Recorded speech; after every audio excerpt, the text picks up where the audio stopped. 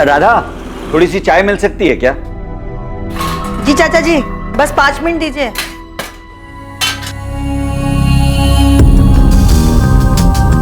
संतोष, जरा फोन तो लगाना, सीमा कहाँ पहुंची है? ये देखता हूँ। माँ को ऐसा लगता है जो सीमा दीदी बोलेंगी वो मैं मान लूंगी। मैं बच्ची नहीं हूँ सुमन, मुझे अपने सही गलत की पहचान है। कि नम्रता, तुम्हारे मम्मी पापा, मेरी मम्मी और बाकी सब लोगों की तरह वही मानेंगे जो सीमा बुआ कहेंगी। आने दो, देखते हैं क्या बोलती हैं। हेलो सीमा, कहाँ पर हो? सब लोग वेट कर रहे हैं तुम्हारा। एक सहेली के घर पे कुछ काम था तो काम खत्म करके आ रही हूँ घर पे। कहाँ पर हो तुम? रास्ते में हूँ मैं तुम्हें। हेलो हेलो सीमा, हेलो। चाचा जी, सीमा रास्ते में ही है, पहुंच रही है। नम्रता के सिर पर जो भूत सवार है ना, बस सीमा ही उसे उतार सकती है, देखना। लो वैशाली, नम्रता को समझाते समझाते थक गई हूं मैं। नम्रता समझदार है, बस थोड़ी सी बहक गई है। आप चिंता मत करिए, सीमा आएगी, उससे अच्छे से बात करेगी और उसे समझा देगी और उसे सही रास्ता भी दिखा देगी। चाची, प्रिया को लेने मुझे स्कूल जाना है। अगर 2:30 बजे तक सीमा दीदी नहीं आई तो मैं निकल जाऊंगी। वैशाली, मैं ये कह रही थी कि तुम प्रिया को लेके ना स्कूल से सीधे यहीं आ जाना। वो क्या है कि तुम्हारी भी जरूरत पड़ेगी मुझे। कोशिश करूंगी चाची, सीमा दीदी समझा देगी नम्रता को। आप चिंता मत करो, नम्रता बात मान लेगी सीमा दीदी की। चर्चा में आने वाला मामला नम्रता अग्रवाल से संबंधित था और परिवार की यह मीटिंग 2 रात पहले ही तय हुई जब नम्रता के पिता शिव प्रसाद अग्रवाल ने सीमा साहू को कॉल किया। प्रणाम चाचा जी, कैसे हैं आप? मैं ठीक हूँ सीमा बेटा। परसों मैं और तुम्हारी चाची यहाँ बल्लीपुर से नम्रता को लेकर भोपाल आ रहे हैं। तुम टाइम निकाल कर रखना बेटा।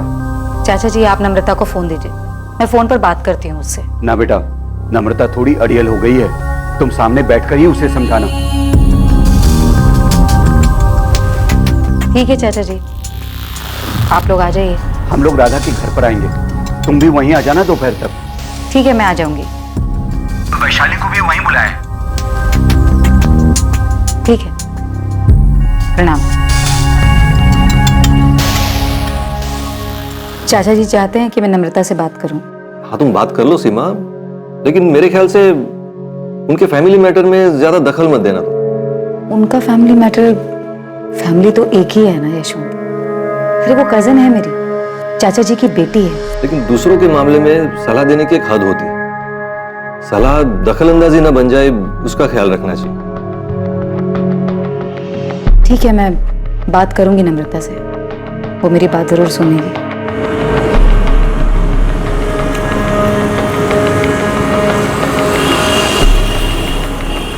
और 21 मार्च को शिव प्रसाद अग्रवाल और लता अग्रवाल अपनी बेटी नम्रता को लेकर सीमा के पास सलाह मशवरे के लिए भोपाल पहुंच गए। लगभग हर परिवार में एक ऐसा सदस्य होता है जो सबसे ज्यादा भरोसेमंद माना जाता है, जिसके पास सब अपनी परेशानी का हल ढूंढने के लिए जाते हैं। मुश्किल से मुश्किल घड़ी में भी जिसके पास हर जरूरी मामले का हल मिल जाता है। एक ऐसा सदस्य जिसके पास हर मसले पर कोई ना कोई सलाह और जरूरत पड़ने पर अपनी सलाह को मनवाने का अधिकार भी होता है। और इस परिवार की वो सदस्य है सीमा साहू। लेकिन 20 साल की नम्रता के साथ संकट की इस घड़ी में सीमा साहू नहीं है। सीमा साहू ने कहा था कि वो आएगी, लेकिन वो नहीं आई। मैं तो ऑफिस में हूँ संतोष, मेरी कुछ बात नहीं हुई सीमा से। यशवंत, मेरी 1 घंटे पहले सीमा से बात हुई थी, करीब 1:45 बजे। सीमा ने बोला था कि वो अपनी सहेली के यहाँ पे है और थोड़ी देर में पहुंच जाएगी। 3:15 बज गए हैं, अभी तक आई नहीं वो। उसका फोन भी बंद आ रहा है। मैं देखता हूँ संतोष, लेकिन मुझे पता नहीं सीमा किस सहेली के घर क्यों जाने वाली थी। ठीक है।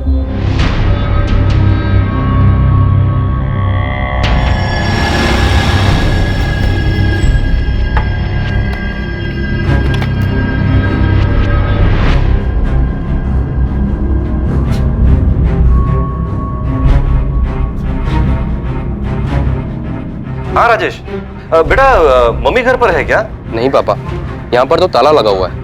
और अगर मम्मी राधा मामी के घर जाने वाली थी तो अभी घर वापस क्यों आती? जरा पड़ोस में पूछो, मम्मी कहीं किसी के घर कुछ काम से तो नहीं गई? ठीक है, मैं पूछता हूँ।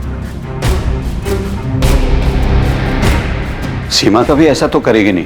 फोन तो अब भी बंद ही आ रहा है चाचा जी। संतोष, सीमा ने कुछ बताया था कि वो किस सहेली के यहाँ गई है?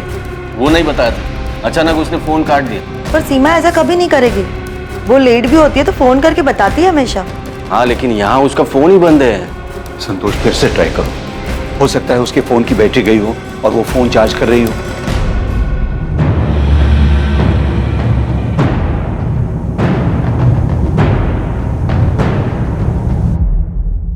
पांडे जी, हॉस्पिटल्स में चेक कराइए कि कहीं कोई एक्सीडेंट का केस वेस तो नहीं आया। सीमा साहू है ना नाम? जी, सीमा साहू, 39 साल। मैडम, मेरी वाइफ कभी ऐसा नहीं करती। वो कभी अपना फोन ऑफ नहीं रखती। मम्मी घर से 11 बजे निकली थी। मैंने पड़ोस में रहने वाली गायत्री आंटी से पता किया।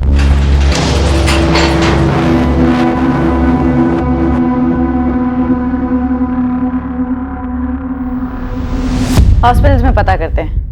वैसे आपने बताया कि उन्होंने किसी संतोष को। जी, संतोष, वो सीमा के बड़े भाई के दोस्त हैं, घर वाले जैसे ही हैं। उन्होंने ही बात की थी। और उन्होंने बताया कि वो किसी सहेली के घर पर हैं। आपने वहां पता किया? कौन सी सहेली पता नहीं ना।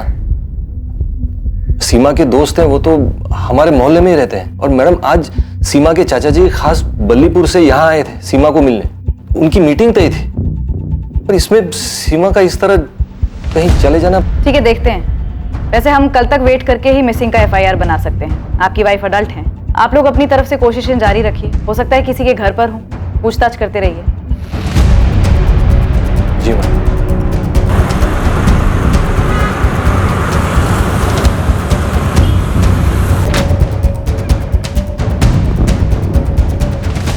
क्या कहा पुलिस ने? अभी तक 3 हॉस्पिटल में चेक कर लिया, कहीं कोई एक्सीडेंट का केस नहीं आया। चाचा जी, मैंने बहुत जगह पूछा, कहीं कोई रिक्शा विक्शा के एक्सीडेंट की खबर नहीं है। तो कहाँ गई होगी सीमा?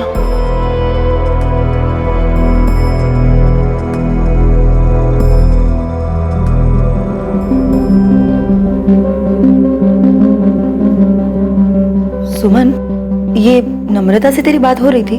हाँ, बातें तो हो ही रही थी, लेकिन तुम ऐसे क्यों पूछ रही हो जैसे मुझे कुछ पता है कि सीमा बुआ कहाँ गई है? बेटा, मुझे लगता है नम्रता है ना, ये यहाँ अपने मन से नहीं आई थी सीमा से बात करने। चाचा चाची इसे जबरदस्ती लेकर आए हैं। अम्मा, तुम खुद नम्रता से क्यों नहीं पूछ लेती? उसे पता होगा कि सीमा बुआ यहाँ क्यों नहीं आई। लो देख लो, सीमा दीदी मुझे एडवाइस देने वाली थी, बात करने वाली थी, समझाने वाली थी, अब खुद ही रफू चक्कर हो गई।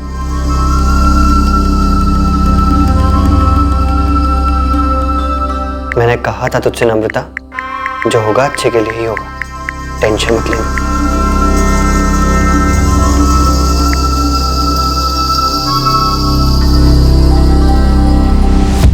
क्या कोई ऐसी बात है जिसकी वजह से वो अपने आप कहीं चली गई? ये क्या बात कर रहे हैं सर? सीमा अपने आप क्यों जाएगी? हाँ सर, सीमा दीदी अपने आप क्यों जाएगी? उनका परिवार है, पति है, बेटा है, हम सब हैं। सीमा हमारे परिवार की मुखिया जैसी है, सब सलाह लेते हैं उससे। वैशाली, ये जो आपकी कजन है नम्रता, इसका क्या माजरा? उससे क्या बात करनी थी? सीमा को क्या समझाना था उसे? फैमिली मैटर था। तो फिर जाइए और जाकर अपना फैमिली मैटर सॉल्व करिए। जब तक आप हमें पूरी बात नहीं बताएंगे, हम उसे ढूंढेंगे कैसे? सर, नम्रता के गांव बल्लीपुर में एक लड़का है, हिमांशु कनौजिया। नम्रता उससे शादी करना चाहती है।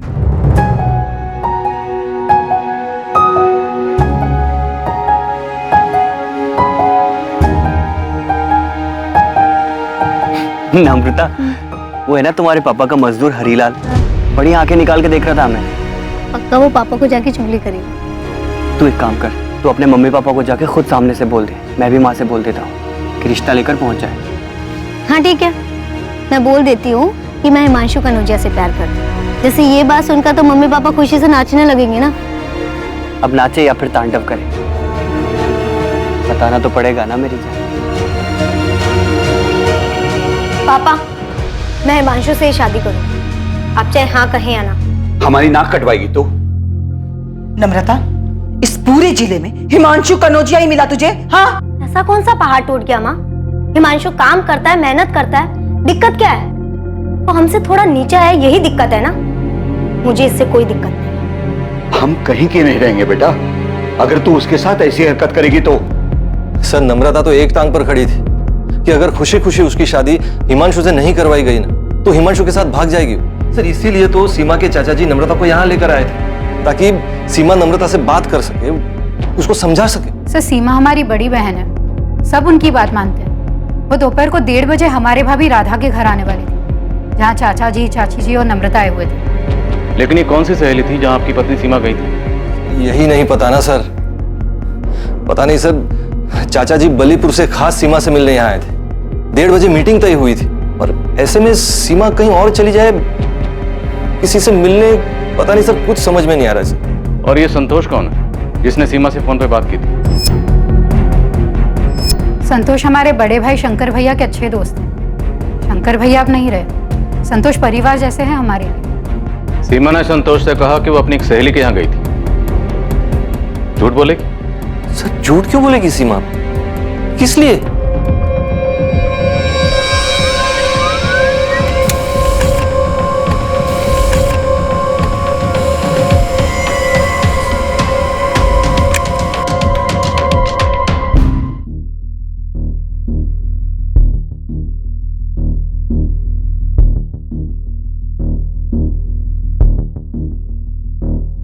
सारे हॉस्पिटल चेक किए, एक्सीडेंट तो नहीं हुआ है। नॉर्मल नहीं है साहब ऐसे गायब होना। ये पक्का आप जो नम्रता बोल रहे हैं उसके कनेक्शन से कुछ हुआ होगा, क्योंकि घर की एक जिम्मेदार औरत जिस पे पूरे परिवार वाले अपने अहम फैसले लेने के लिए निर्भर करते हो, वो खुद से तो गायब नहीं हो सकती। नम्रता वाला एंगल हम चेक करेंगे, वहाँ बल्लीपुर में उसके बॉयफ्रेंड हिमांशु कन्नौजिया से भी बात करेंगे।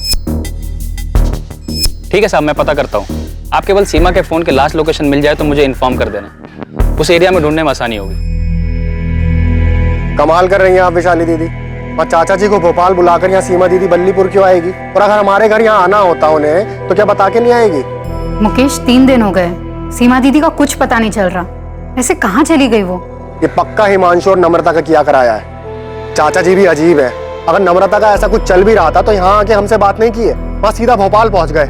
मुकेश अभी ये सब बात करने का टाइम नहीं है, दीदी गायब है, पहले उन्हें ढूंढना है। क्या हुआ, कुछ पता चला मुकेश? नहीं, मैं सीमा दीदी का फोन अभी भी बंद आ रहा है। तंग आ गई होगी, हर किसी का प्रॉब्लम सुलझाते सुलझाते। तंग आ भी गई होगी तो क्या जीजा जी और राजेश को छोड़ के चली जाएंगी? बोलो। देखो अब कहाँ मिलती हैं, कहीं तो गई होगी।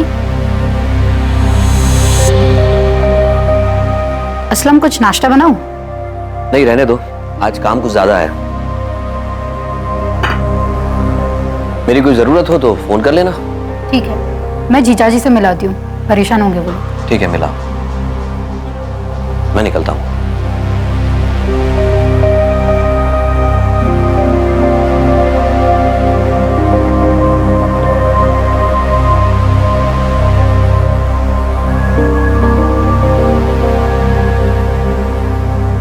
पापा, सीमा दीदी गायब होगी तो हिमांशु क्या कर सकता है? उसे वहां बल्लीपुर में पुलिस क्यों उठाने के लिए गई है? नम्रता, भोपाल आने से पहले कुछ बात हुई थी सीमा से तुम्हारी? नहीं हुई थी, और मैं क्यों करूंगी बात? मुझे यहाँ पर जबरदस्ती बात करने के लिए बुलाया गया था, तो मैं उनसे सामने से क्यों करूंगी बात? नम्रता, कहीं तुमने और हिमांशु ने तो कुछ नहीं किया? हाँ पापा, मैंने और हिमांशु दोनों ने मिलकर सीमा दीदी को गायब कर दिया, ताकि वो मुझसे कोई बात ना कर सके, मुझे अपना लेक्चर ना दे सके। बस सीमा दीदी खुद ही चली गई है यहाँ से।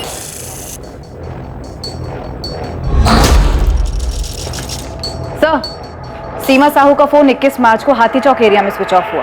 टाइम 1:49। कितने बजे के करीब ही संतोष ठाकुर की सीमा से फोन पर बात हुई? हेलो सीमा, कहाँ पर हो? सब लोग वेट कर रहे हैं तुम्हारा। हाँ सर, संतोष से बात की मैंने, उसने बताया कि सीमा ने अचानक फोन काट दिया। उसने कहा था कि वो अपने किसी सहेली के यहाँ पे है। मैंने पूछा कितना टाइम लगेगा, तो सीमा बोल ही रही थी कि उसका फोन कट गया। आप खुद ही सुन लीजिए। हेलो सीमा, कहाँ पर हो? सब लोग वेट कर रहे हैं तुम्हारा। एक सहेली के घर पे कुछ काम था, तो काम खत्म करके आ रही हूँ घर पे। कहाँ पर हो तुम? रास्ते में हूँ मैं तुम्हें। हेलो हेलो सीमा, तुमने ये बातचीत रिकॉर्ड क्यों की? वो मेरा कॉल रिकॉर्डिंग हमेशा ऑन रहता है। संतोष से बातचीत के दौरान फोन कट हुआ और फिर स्विच ऑफ हुआ, लेकिन सर 21 मार्च को सिर्फ एक और ऐसा नंबर है जिससे सीमा के नंबर पर कॉल आया था। किसका नंबर है? असलम शेख का। हेलो, हाँ जी, वो सीमा दीदी हमारी पत्नी वैशाली की बड़ी बहन है। तुमने 21 मार्च की सुबह सीमा से बात की जिस दिन वो लापता हुई? जी बात की थी हमने। तुम्हें सीमा के कहीं जाने या गायब होने की जानकारी है? उस दिन सीमा दीदी एक ही बात को लेकर बहुत परेशान थी। उनकी चचेरी बहन है नम्रता, उससे बात करके उनको कुछ समझाना था। हमारी पत्नी वैशाली ने हमसे फोन करके कहा था हम बात कर लें दीदी से, इसीलिए हमारी बात हुई थी सुबह 8 बजे। और कॉल रिकॉर्ड्स के हिसाब से भी असलम का फोन 8 बजे का ही। इस सीमा साहू के बारे में और पता करो, पूरा परिवार से सलाह लेते, तो मतलब काफी समझदार और मैच्योर किस्म की लेडी, ऐसे तो कहीं नहीं जा सकती। कॉल रिकॉर्ड्स निकलाओ और देखो कि और किस किस से बात होती रही है। सीमा अपनी भाभी के घर जाने के लिए अपने घर से निकली थी। वो नम्रता और हिमांशु कनौजिया के रिश्ते के बारे में बात करने के लिए जा रही थी। पूरे 4 दिन बीत चुके थे, लेकिन सीमा अब तक नहीं पहुंची थी। क्या सीमा का गायब होना सीमा को नम्रता और हिमांशु के रिश्ते में कोई भूमिका निभाने से रोकने की एक सोची समझी साजिश थी? हाँ सर, भोपाल जाने से पहले मेरी और नम्रता की बात हुई थी कि कैसे सीमा दीदी को समझाए कि वो नम्रता को ज्यादा ज्ञान ना बांटे, उल्टा उसके मम्मी पापा को समझाए।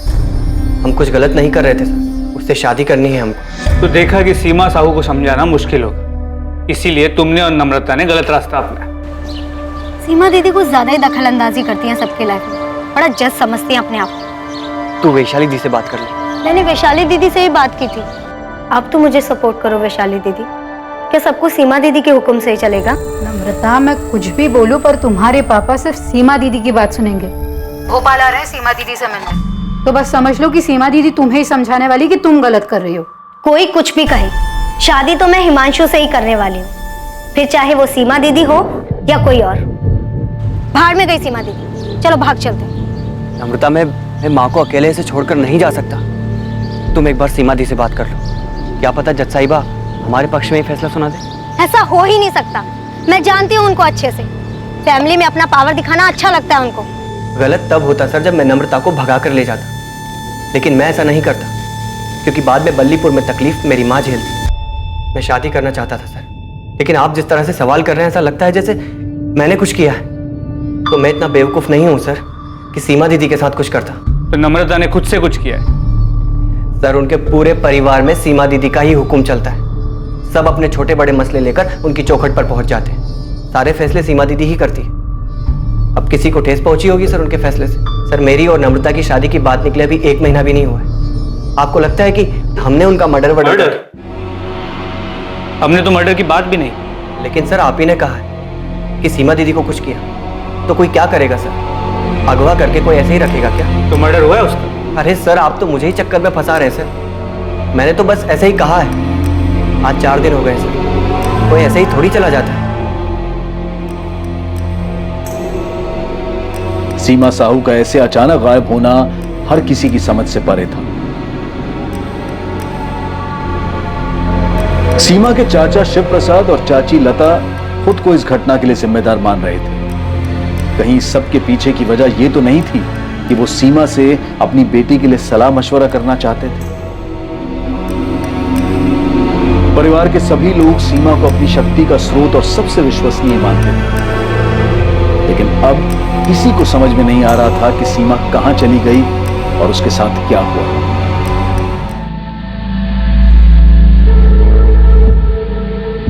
हाँ, यही वो लेडी है, पक्का पक्का? दोस्त, कितनी बार बोलूं? हाँ पक्का। हमारे होटल में सीसीटीवी कैमरा भी। यही वो लेडी है जो 21 मार्च को आई थी।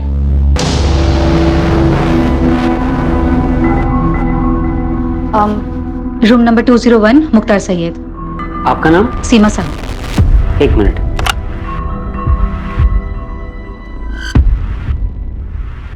मुख्तार सैयद, ये कौन है? उस दिन सुबह ही चेक इन किए थे। बुजुर्ग आदमी थे। 21 मार्च को चेक इन किए थे और 22 मार्च की सुबह को चेकआउट कर दिए थे।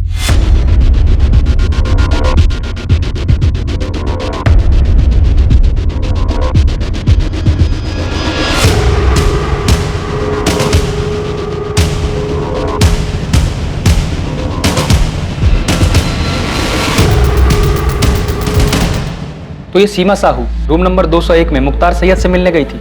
हाँ, मैंने मुख्तार जी से बात की थी और फिर इस लेडी को उनके कमरे में भेजा था।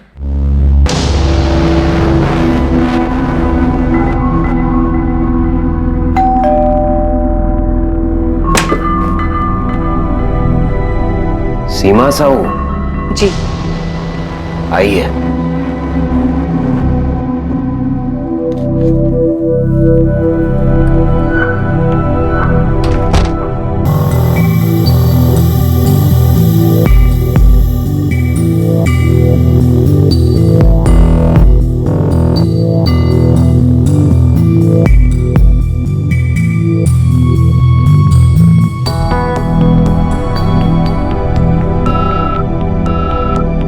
ये रेड साइन होटल हाथी चौक पर है मैडम, जहां आपने कहा था कि सीमा साहू का फोन स्विच ऑफ हुआ है। लेकिन सीमा ये मुख्तार सैयद से मिलने क्यों गई थी? कौन है ये मुख्तार सैयद?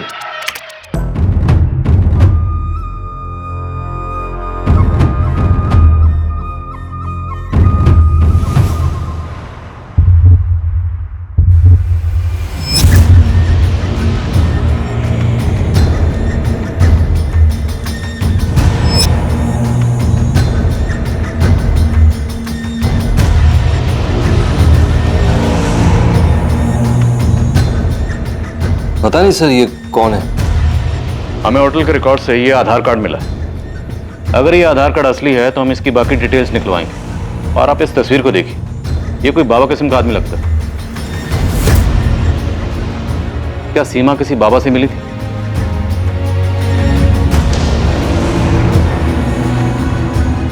ये जो बुरी ताकतें हैं सीमा, हमें उन पर काबू पाना है। जो तुम्हारे मंसूबे पर बुरी नजर डाल रहे हैं, उन बुरी नजरों को हमें दूर करना है। हम सबको मिलकर इन बुरे प्रभावों पर वार करना है और इन नकारात्मक तत्वों को हमें मिटाना है।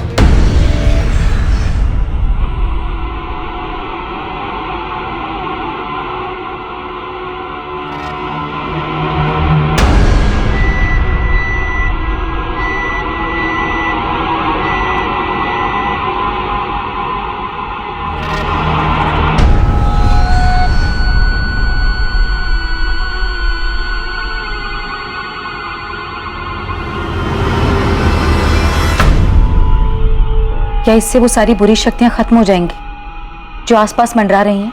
सब कुछ खत्म हो जाएगा, धीरे धीरे सब कुछ खत्म हो जाएगा।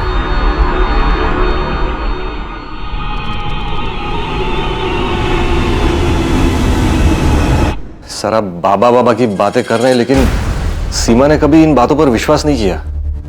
सर ये मुख्तार सैयद है कौन? राजेश, सब कुछ तुम्हारे सामने है। तुम्हारी माँ कहाँ गई थी, किससे मिलने गई थी? सर जो आप आदमी दिखा रहे थे मुख्तार सैयद, सर ये तो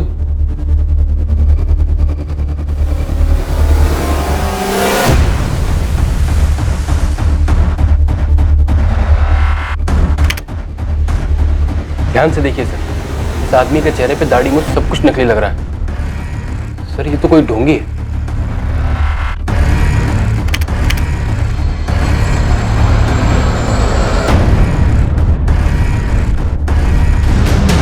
सही कह रहे हो राजेश, इसकी दाढ़ी मुझ नकली लग रही है। पर इस तरह के आदमी से मिलने के लिए तुम्हारी माँ क्यों गई होगी?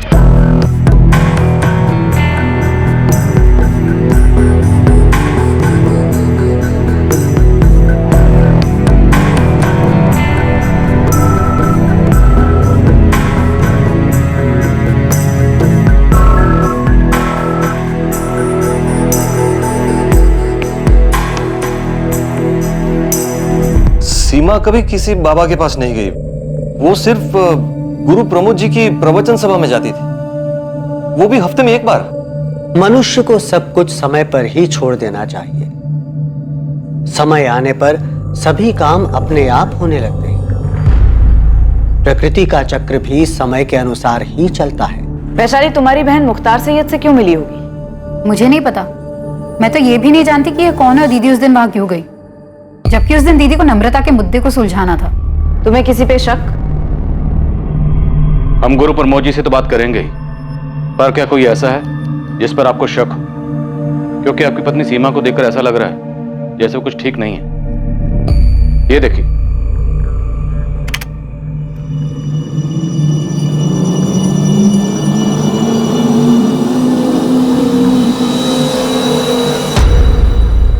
सीमा जिस तरह से चल रही है, ऐसा लग रहा है जैसे ये नशे में।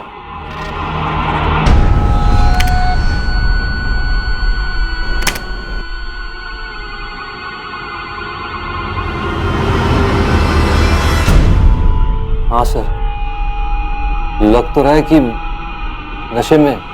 ऐसा लगता है जैसे इन्हें कुछ दिया गया।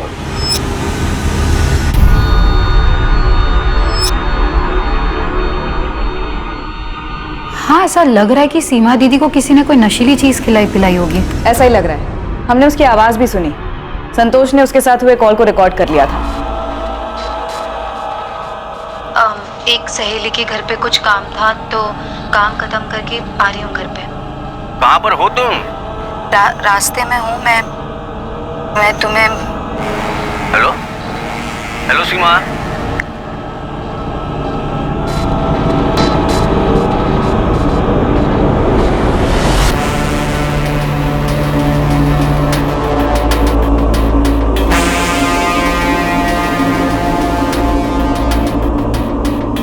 रास्ते में हूँ मैं तुम्हें।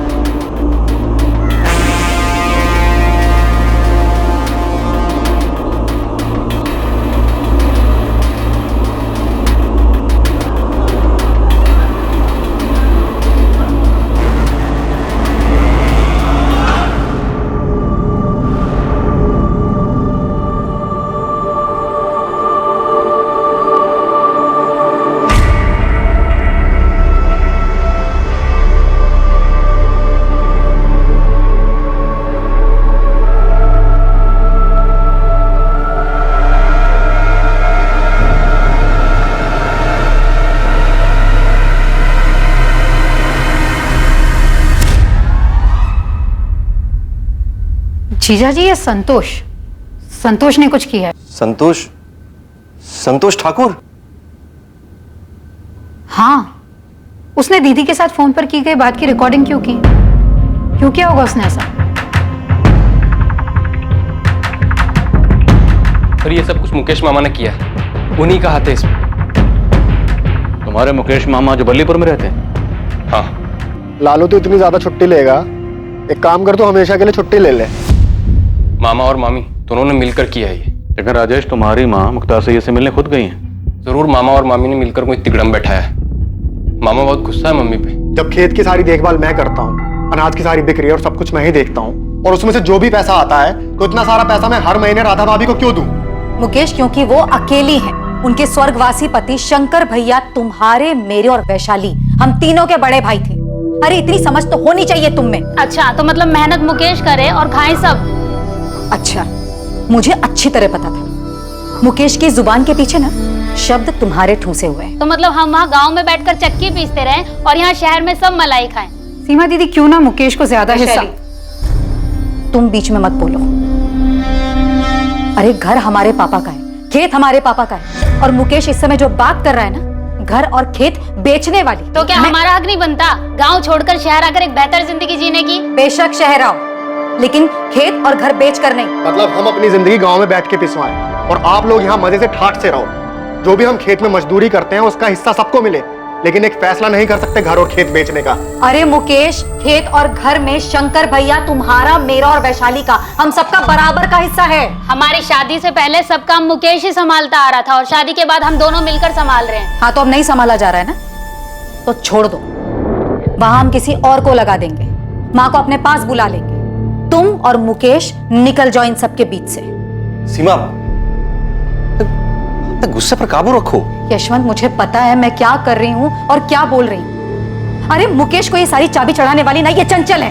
अच्छा, मैंने चाबी चढ़ाई है? मतलब आज तक आप दोनों बहनें मिलके मुकेश को अपने अंगूठे के नीचे दबाकर चलती आई और आज जब मुकेश की जबान चलने लगी तो मैंने चाबी चढ़ाई। चंचल, तमीज में बात करो। अरे तुम भी डरपोक हो। ये सीमा दीदी आज तक अपनी मनमानी करती है और आगे भी अपनी चलाती रहेंगी। चंचल! अरे दीदी, आप भी इन्हीं के नीचे दबी हुई हैं। चल, चुप कर। चुप। मुकेश मामा और चंचल मामी के अंदर बहुत गुस्सा भरा मम्मी के लिए। तो तुम्हें लगता है मुख्तार सैयद उनका भेजा हुआ कोई बंदा हो सकता है? संतोष, हाँ हमें भी डाउट तो हुआ था कि संतोष ने कॉल रिकॉर्ड क्यों किया। जीजा जी मानने को तैयार नहीं है, लेकिन मैं कह रही हूँ ये संतोष की नजर दीदी की तरफ मुझे कभी ठीक नहीं लगी। मुझे भी अजीब लग रहा है कि उसने आके दीदी का कॉल रिकॉर्ड क्यों किया। क्या हुआ था सीमा साहू के साथ? किसी को भी नहीं पता था कि सीमा मुख्तार सैयद से मिलने क्यों गई थी, और ना ही किसी को यह अंदाजा था कि वो ऐसा क्यों करेगी। हालांकि सीमा के बेटे राजेश को अपने मामा मुकेश और मामी चंचल पर शक था, और सीमा की बहन वैशाली सीमा के दोस्त संतोष ठाकुर को कटघरे में खड़ा कर रही थी। लेकिन मुख्तार सैयद का खुलासा सबके लिए चौंका देने वाला था। एड्रेस तो यही है सर, लेकिन मैं यहाँ 15 सालों से रहता हूँ। इदरीस खान नाम है मेरा। और सर मैंने आज तक किसी मुख्तार सैयद नाम के आदमी को यहाँ हुसैन नगर में न देखा है न सुना है। जरा ध्यान से देखिए, फोटो से भी पहचान में नहीं आ रहा। नहीं सर, चाहिए तो मस्जिद के इमाम साहब से भी पूछ के देखता हूँ, लेकिन ये एड्रेस मेरा ही है।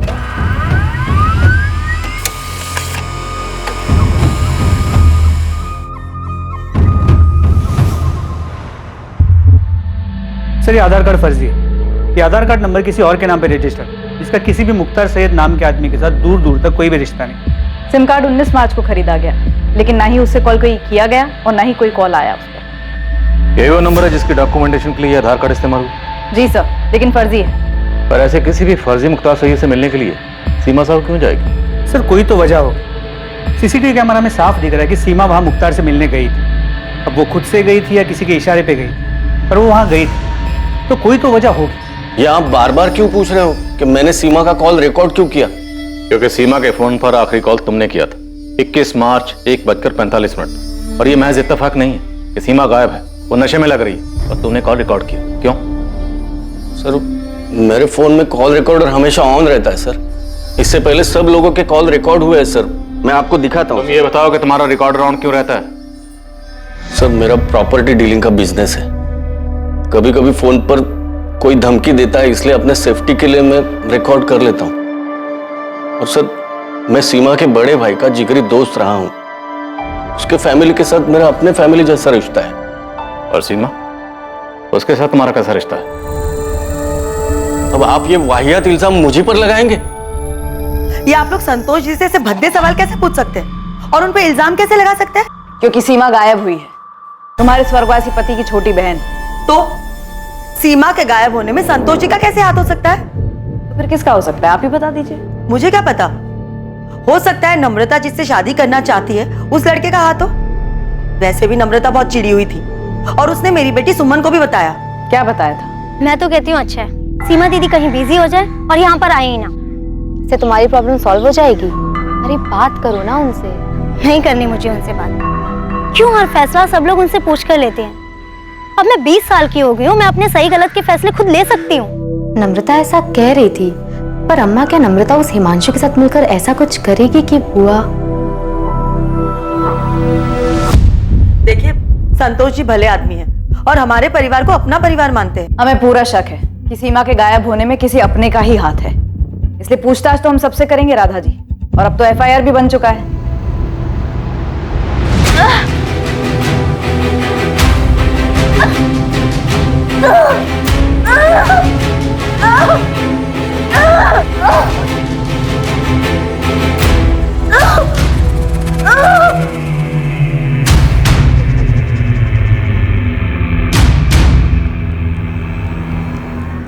मैं क्यों अपनी दीदी के साथ कुछ करूंगा?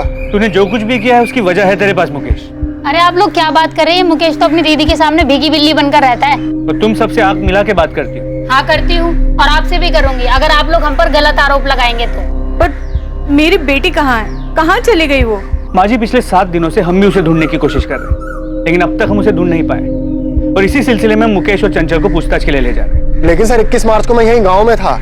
और आपके पास सबूत क्या है कि मुकेश ने यहाँ गाँव में बैठकर कुछ कराया हो? सबूत तो फिलहाल हमारे पास तुम्हारे खिलाफ भी नहीं है, इसीलिए पूछताछ बोल रहा हूँ। अगर सबूत होता तो इतने प्यार से बात नहीं करता। आपको पक्का हमारा नाम यशवंत जीजा जी ने दिया होगा। दिया जिसने भी हो, वजह तुम्हारे पास थी मुकेश। वजह किसके पास नहीं है सर? सभी तो सीमा दीदी के थाक से थक चुके थे, खुद यशवंत जीजा जी भी। ये नहीं बताया उन्होंने? सीमा साहू की थाक से? तुम्हारी ये बड़ी बहन क्या कोई गैंग लीडर थी? गैंग लीडर का तो पता नहीं सर, लेकिन हम सब भाई बहन, उनका पति, उनका बेटा राजेश, सब पर उनकी धाक थी। घर में सबसे बड़ी थी वो, इसलिए पापा जी ने सारी कमान उनके हाथ में दे दी। सब पर राज चलाती थी वो। ये क्यों नहीं बताया यशवंत जीजा जी ने आपको? सीमा, कभी कभी तुम्हारा दूसरों की जिंदगी पर हावी होना दखल अंदाजी की हद तक चला जाता है। यशवंत, अगर मैं फैसले लेना बंद कर देती हूँ तो सबकी जिंदगी बिखर गई होती अब तक। ये तुम्हारी गलतफहमी है सीमा। दूसरों के बारे में फिक्र करना अच्छी बात है। लोग जब तुम्हारे पास सलाह मशवरा करने आते हैं वो अलग बात है, लेकिन जब तुम दूसरों की जिंदगी में सही गलत के फैसले लेने बैठ जाती हो ना, वो गलत है। यशवंत, जो इंसान फैसला लेता है ना, उसे सही गलत का पता नहीं होता। वो बस एक फैसला लेता है और उस एक फैसले को सही बनाने की कोशिश करता है, उसे सही दिशा देता है। मैं भी बस वही कर रही हूं। सीमा, हर एक का नजरिया तुम्हारे जैसा नहीं होता। तुम्हारा फैसला किसी के लिए गलत भी हो सकता है, और अगर कभी किसी को तुम्हारा फैसला ज्यादा गलत लग गया ना, तो वो कुछ बहुत गलत कर सकता है। और सिर्फ जीजा जी ही क्यों, उनका बेटा राजेश, वो भी चिढ़ता है अपनी माँ से। मम्मी, मैं 18 साल का हो चुका हूँ। मेरे फोन में और मेरा बैग में ताक झाक करना बंद करो। मुझसे इस तरह से बात करने की हिम्मत कैसे हुई तेरी? तो क्या करूं मम्मी? मैं दूसरों की तरह तुम्हें अपनी जिंदगी के फैसले नहीं लेने दे सकता। सॉरी, ये मेरी जिंदगी और इसे मैं अपने हिसाब से जीना चाहता हूँ। प्लीज मुझे जीने दो। वैशाली, अब तू मुकेश की तरफदारी करना बंद कर और अपना घर संभाल, ठीक है? तुम समझती क्या हो अपने आप को दीदी? किसी भी बात पे मुझे ही ताना मारोगी? वैशाली, तुम्हें सही गलत की परख नहीं है। हाँ हाँ, भगवान ने हमारे हिस्से की भी सही गलत की समझ तुम्हें ही दी है। तुम जीजा जी को तो कुछ बोलने देती हो नहीं, और यहाँ मुझे लेक्चर देती हो कि मैं अपना घर संभालूं। सीमा, मुझे चेक मिला, लेकिन हर महीने तुम जितना भेजती हो उससे ज्यादा है इस बार। हाँ भाभी। अच्छा, सुमन को जो एक्स्ट्रा क्लासेस ज्वाइन करनी थी ना उसके कोर्स के लिए, उसे ज्वाइन करने दीजिए। हमारी सुमन पढ़ाई में बहुत अच्छी है भाभी, और शंकर भैया भी तो चाहते थे ना उसे खूब पढ़ाना। सीमा, कितना ख्याल रखती हो तुम हमारा। हमारी हर छोटी से छोटी बात तुम्हें याद है। और सिर्फ मैं नहीं, आप भी हर छोटी से छोटी चीजों का ध्यान रखती हैं, और सिर्फ मेरी नहीं, पूरे परिवार की। फिर मेरा भी तो इतना फर्ज बनता है ना। इतना प्यार दिया ना तुमने कि मुझे कभी उनकी कमी का। भाभी, आप हमारे ही परिवार का हिस्सा हैं। और सर लिख के ले लो, सिर्फ राधा भाभी हैं जो सीमा दीदी के गुणगान गाएंगी, क्योंकि जब उन्हें पैसे मिलते हैं तो वो आंख भी मूंद लेती है। किससे आंख मूंद लेती है राधा? वही जो चल रहा है सीमा दीदी और संतोष भैया के बीच।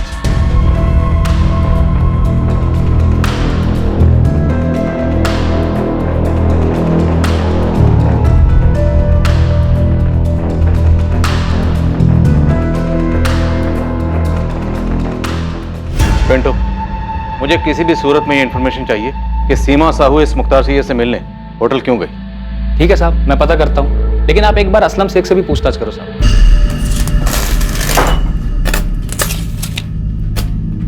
हे हाशिम, इधर आ। ये दरवाजे का माप था ना तेरे पास बराबर, ये 4 इंच छोटा कैसे हो गया? असलम भाई, पहले माप देखो आप।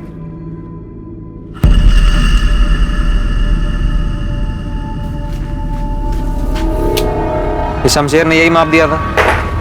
ए हाशिम, क्या कुछ भी? मुझ पे क्यों इल्जाम लगा रहा है? क्या है शमशेर ये? तूने माप ही गलत लिया है। बताओ। तो इस असलम शेख का नाम कहीं इसलिए तो नहीं ले रहा क्योंकि असलम शेख भी मुसलमान है और ये मुख्तार सैयद भी? नहीं साहब, क्या आप भी धर्म की बात को बीच में लेके आ रहे हैं? मैंने असलम शेख का नाम इसलिए लिया है क्योंकि वैशाली उसकी दूसरी बीवी है, एक चिढ़ खाई हुई पहली बीवी है फौजिया। ए हाशिम, क्या कुछ भी? मुझ पे क्यों इल्जाम लगा रहा है? क्या है शमशेर ये? तूने माप ही गलत लिया है। बताओ। तो इस असलम शेख का नाम कहीं इसलिए तो नहीं ले रहा क्योंकि असलम शेख भी मुसलमान है और ये मुख्तार सैयद भी? नहीं साहब, क्या आप भी धर्म की बात को बीच में लेके आ रहे हैं? मैंने असलम शेख का नाम इसलिए लिया है क्योंकि वैशाली उसकी दूसरी बीवी है, एक चिढ़ खाई हुई पहली बीवी है फौजिया। अगर खाने की चीज को दोबारा ऐसे फेंका ना तो 2 थप्पड़ लगाऊंगी। अब जाओ, खुद साफ कर, उठाकर प्लेट में रखो और खाओ। पापा भी तो ऐसी प्लेट फेंकते हैं। पापा जैसे बनोगे तुम? पापा जैसे बनोगे तुम? हाँ? तुम भी तो उनके जैसे मुझे मारती हो। वो तुम्हें मारते हैं और तुम मुझे मारती हो। साहब इस फैमिली में बहुत कुछ प्लास्टिक पेंट चढ़ा हुआ है। ये फौजिया नफरत करती थी वैशाली से और उससे भी ज्यादा सीमा साहू से, क्योंकि सीमा ने ही वैशाली और असलम शेख की शादी के लिए मंजूरी दी। फौजिया के पति को घर से छीन के लेके आ गई थी। सर, 5 कांस्टेबल्स को हाथी चौक से लेकर राधा के घर और सीमा के घर तक 10 बार दौड़ा चुकी। इन दोनों इलाकों में किसी ने भी 21 मार्च के दिन सीमा को घर वापस आते या कहीं और देखे जाने की कोई जानकारी ही नहीं। आज पूरे 7 दिन हो, वो इतने दिनों तक सीमा को छुपा के रखेगा? साहब ये लेडी परिवार के अंदर ही सबके रास्ते में आ रही। मुझे तो ऐसा लग रहा है किसी ने इसको रास्ते से हटाया।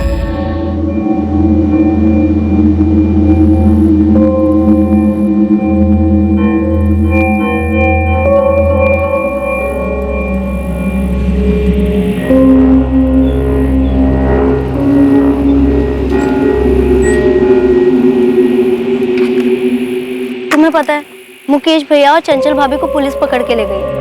हाँ, और वहाँ भोपाल में भी काफी हलचल है। तेरे मम्मी पापा क्या बोल रहे हैं? पूछ रहे हैं मुझसे बार बार कि कैसे मैंने सीमा दीदी को गायब कर दिया, जैसे मैंने कोई झाड़ फूक करके उनको अपने वश में कर लिया।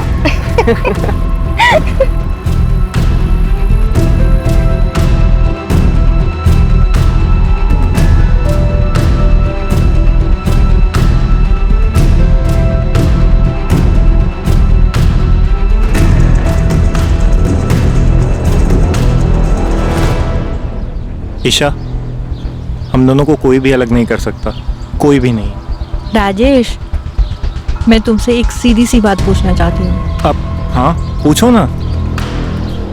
तुमने अपनी माँ के साथ क्या किया?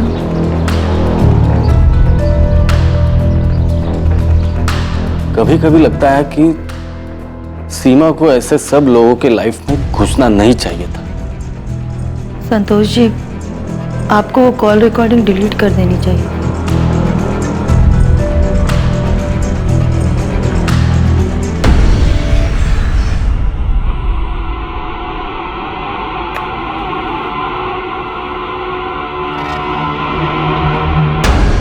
ये तुम्हारी हर परेशानी को खत्म कर देगा सीमा।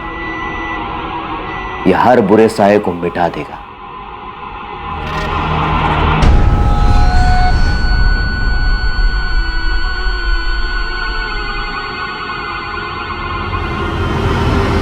हमें सबसे अलग अलग पूछताछ करनी होगी सर। सबको कोई ना कोई शिकवा रहा है इस सीमा साहू से। सर, मुझे इस बात का डर है कि शायद हम सीमा साहू को जिंदा ना पाए। मुझे भी यही लग रहा है। ऐसा लगता है कि सीमा साहू को पूरी तरह से किसी जाल में फंसाया गया और ये जाल उसके किसी अपने नहीं बिछाए। सीमा साहू एक दृढ़ महिला थी। वो ऐसी बिल्कुल नहीं थी कि इतनी आसानी से कोई गलत कदम उठाए और मुख्तार सैयद जैसे फर्जी आदमी से मिलने चली जाए। जी सर, बिल्कुल किसी अपने ने ही धोखा दिया है सीमा को, या फिर ये भी हो सकता है कि सारे अपनों ने मिलकर साजिश रची ताकि हमें कोई सुराग ना मिले। वाह मुकेश, पुलिस की गाड़ी में तो तुम्हारे तेवर ही कुछ अलग थे। तुमने तो सारा चिट्ठा ही खोल दिया सबका। तुम्हें लगता है पुलिस हमारा भरोसा करेगी? यही तो प्रॉब्लम है ना तुम्हारे साथ। सीमा दीदी ने ना तुम्हें खुद पर ही भरोसा ना करने लायक बनाकर छोड़ा। अरे कॉन्फिडेंस दिखाओ, थोड़ा कॉन्फिडेंस।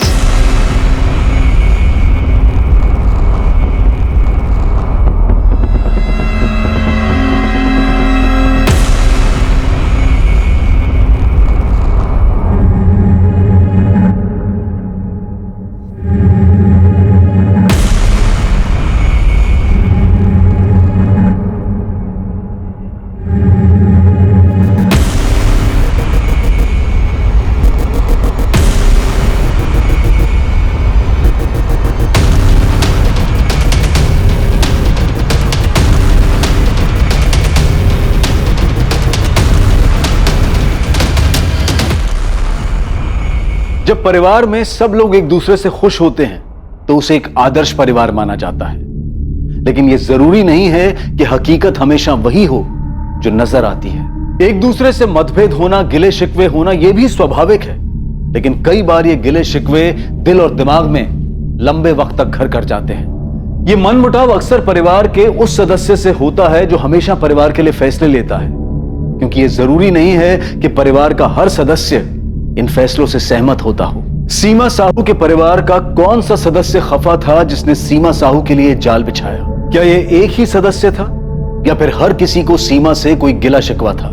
इस वारदात के दोषी या दोषियों का खुलासा हम करेंगे कल रात 11 बजे इस केस के दूसरे और आखिरी भाग में।